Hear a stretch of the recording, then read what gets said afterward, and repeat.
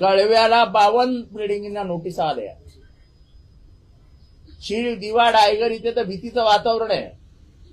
आणि याच्यामध्ये सर्वात मोठं काय आहे, तर काही जण मुद्दामून जातात बिल्डिंग मध्ये. आज तुम्हारी बिल्डिंग टूटने वाली है, रस्ते पे आ जाओ. आज तुम्हारी बिल्डिंग टूटने वाली है, रस्ते पे आ जाओ. आज तुम्हारी टूटने वाली है, रस्ते पर जाओ.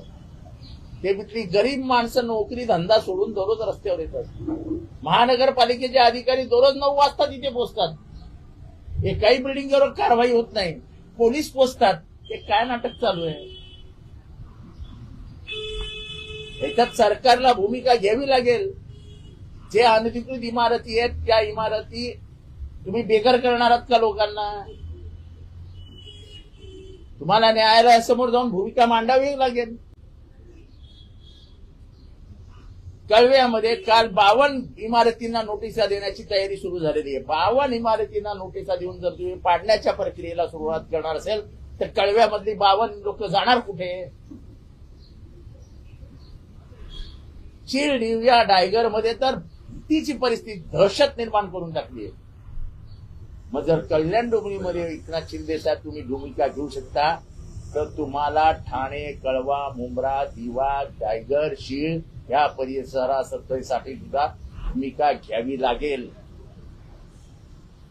मोर्चा आम्ही करू शकतो, लोकांना रस्त्यावर आम्ही उतरवू शकतो, पण शेवटी भूमिका सरकारला घ्यायची आहे. आम्ही सरकारमध्ये नाहीये.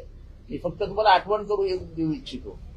एक काळ असा आला होता जेव्हा वागळे इस्टेट पासून शीळपर्यंत सगळ्या बिल्डिंगी तोडण्याचा निर्णय झाला होता अनधिकृत.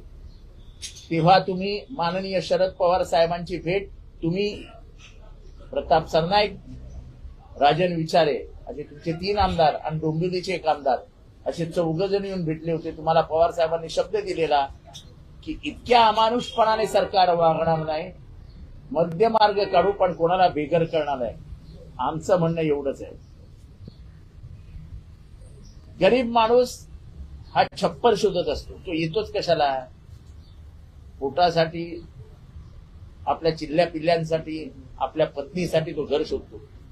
ते घर शोधत असताना त्याला बिचारायला काय माहिती असते सगळं लीगल आहे, इलिगल आहे, काय कसं आहे. तो घर घेतो आणि आज त्याला जेव्हा तुम्ही बेघर कराल, हा बांधणारा बिल्डर कोण? त्याच्यावरती काय कारवाई होणार? ते अधिकारी जे तिथे होते त्यांच्यावरती काय कारवाई होणार? गोर गरिबांना घराच्या बाहेर काढणं आणि नंतर इमारती तोडणं हे काही योग्य